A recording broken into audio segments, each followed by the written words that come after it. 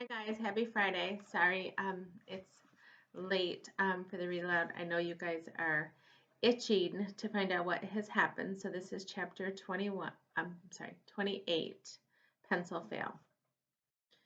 Ava started up the new rock wall looking at her watch again. At the top, she crossed another tightrope and another hanging bridge. She inched her way across two long, skinny balance beams suspended by chains. They swung back and forth the whole time, but she kept moving until she made it to the platform on the other side. Lucy Ann was there, with her safety lines ready to go, but there was no bridge to the next platform. There was no tightrope or balance beam, just a simple wooden swing suspended by two ropes. It was like the one behind Anderson's general store, but there was no way they could swing high enough or far enough to get to the other side. Even if they could, what were they supposed to do? Jump and try to make it to the platform? How are we supposed to get over there? Ava said. Luke just went, and it's awesome, Lucy Ann said. Watch.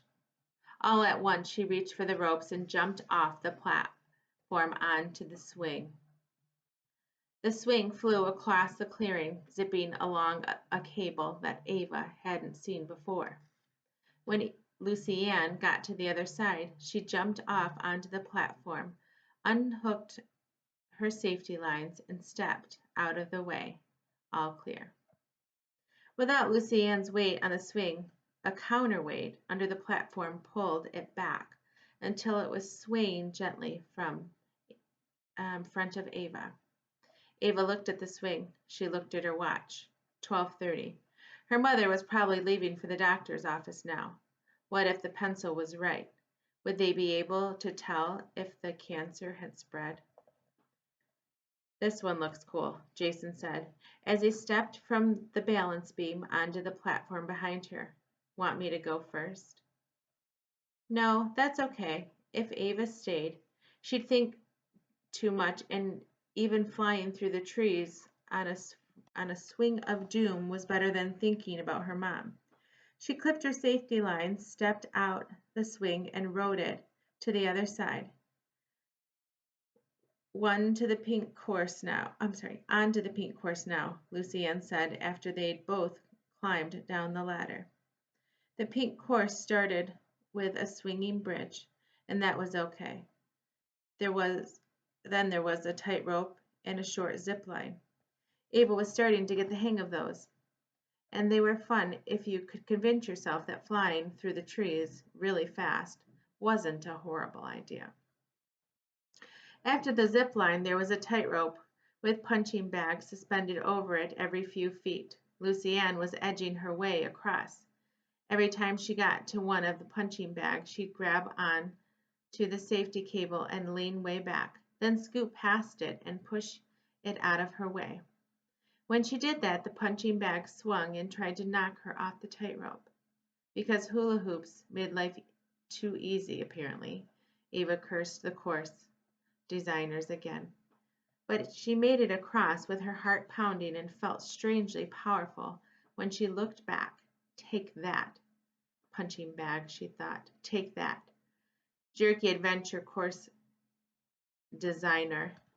Ava followed Lucy Ann through two more challenges, another balance beam thing and a net that you had to climb through.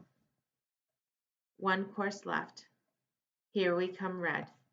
Lucy Ann let out a war whoop and charged down the wooden path to the ladder that started the red course. At first, the course didn't seem that much harder than the pink, just higher. And since Ava didn't look down, she could pretend she was just doing more practice tightropes and beams. But the next challenge was a series of awful swinging poles that looked like pogo sticks. Every time Ava stepped onto a new pogo stick thing, it started swinging like crazy, and she hugged it for dear life until it stopped. Then she reached out and pulled in the next one, over and over until finally there was no more pulls. Ava stepped onto the platform just in time to see Lucy Ann leap onto the skateboard and ride it across a tightrope to the next tree. All clear, Lucy Ann called as the riderless skateboard flew back towards Ava. She clipped her safety lines and waited for it to stop so she could get on. But it didn't take much.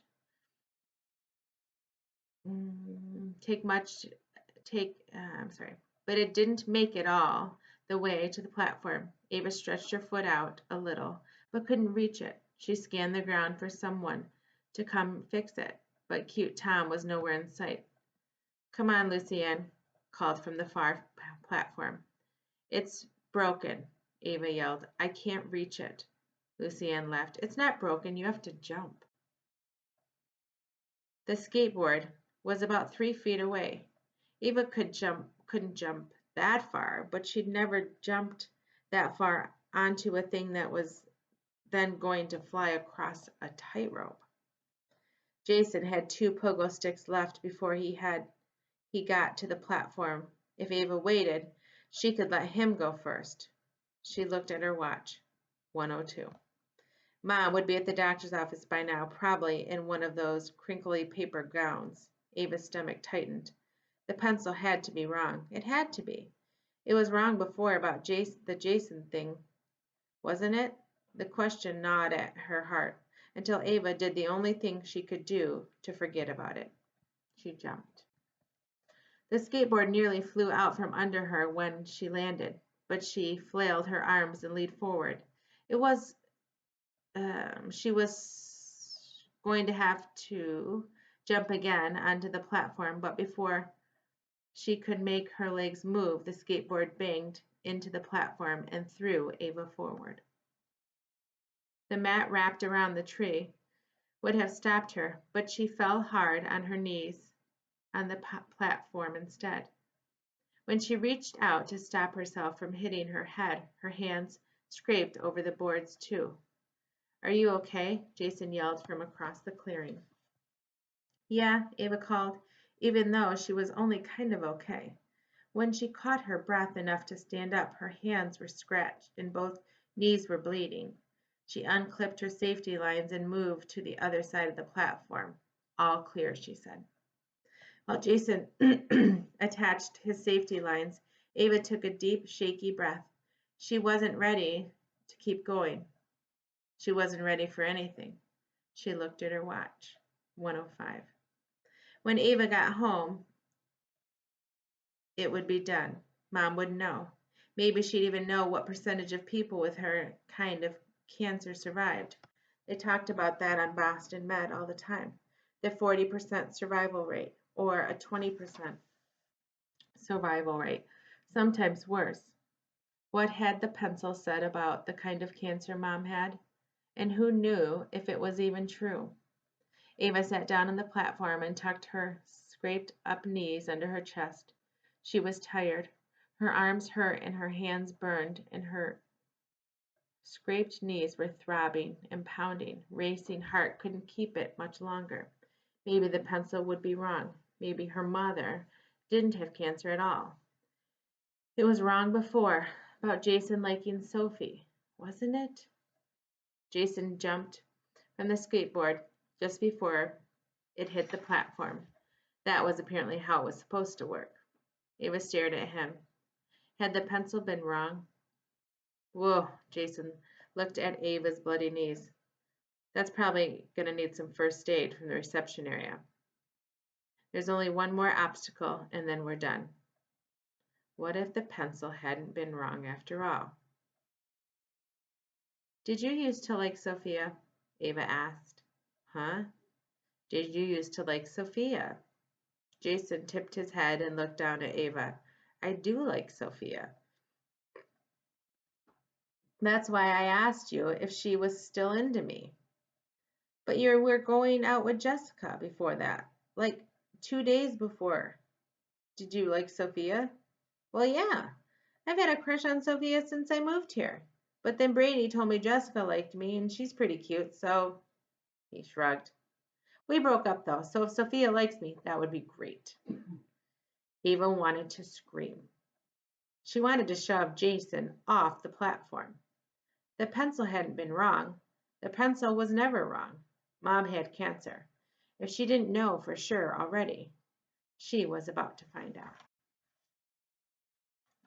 The next chapter is chapter 29, Teen Survivors.